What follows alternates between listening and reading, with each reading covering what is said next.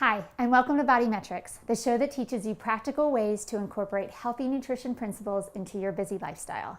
My name is Adrienne and I am a registered dietitian. In today's episode, we're back in the kitchen, and this week we are making rhubarb chia jam. Making jam is super easy. I have been making strawberry jam every spring for the past 15 years. But this week, we're going to mix it up and use a fruit you may not be as familiar with. We grow rhubarb every year in our garden, and this lighten up version of jam is a favorite to use as a yogurt topping or even ice cream every once in a while. This recipe differs from traditional jam recipes because it uses a fraction of the sugar and uses chia seeds to set the jam instead of traditional pectin. For this recipe, you will need 1 pound of fresh rhubarb chopped, 3 tablespoons of honey, maple syrup, or agave nectar, 2 tablespoons of chia seeds, and 1 tablespoon of fresh lemon juice or orange juice. Okay, so for this recipe, the first thing we're going to do is chop our rhubarb. Now, if you're not familiar with rhubarb, it kind of looks like celery, except red. And you can find it at most grocery stores, especially in the spring, because that is when it's harvested. So, you may be thinking, why rhubarb? I'm not familiar with this at all. And I think for me, it just gives me such great memories of when I grew up. My grandma would always make rhubarb or strawberry rhubarb jam or strawberry rhubarb sauce. And for me now, it just really symbolizes the beginning of the garden and of harvesting. So rhubarb is one of the first things that we get out of our garden in addition to asparagus. So we're just going to do a rough chop. Just take your knife and go ahead and run it through. It's going to be a little stringy. Don't worry about this because it's going to all dissolve when we cook it. And so basically just, like I said, a rough chop. And even the size pieces that you chop doesn't matter because it's going to get really soft and like I said, almost not disintegrate, but just get really mushy so we don't have to worry about texture.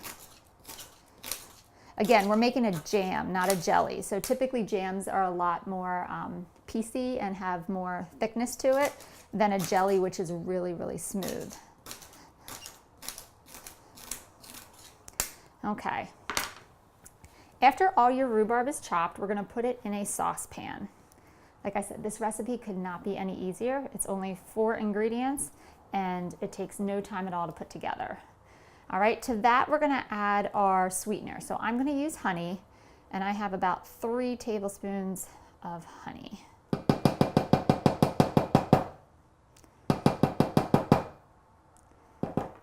if I can scoop this out here. All right. And now we're done with this. We're just going to give it a quick stir, and we're going to put it on the stove and cook it over medium heat until most of the rhubarb is submerged under some cooking liquid. So this will take just a couple minutes.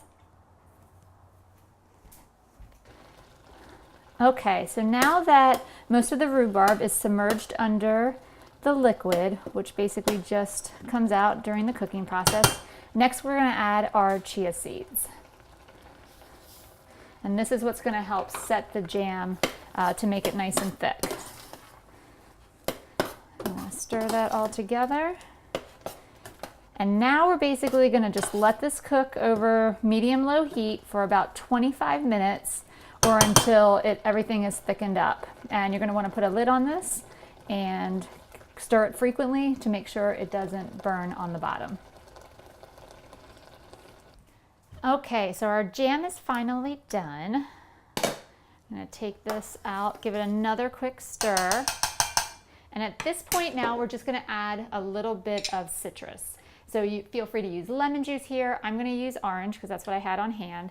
And we're just going to do about a tablespoon or so of fresh juice. Oh, there we go. There's my mess that I usually make every episode. All right. This just really brightens the flavor. And we're going to stir it one last time.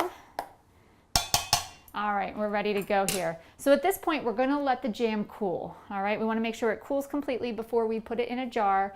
I'm going to use one of my little jelly jars. Feel free to use a Tupperware container, anything that has a lid. And you're going to go ahead and put this, cover it once you've you've placed it in your jar.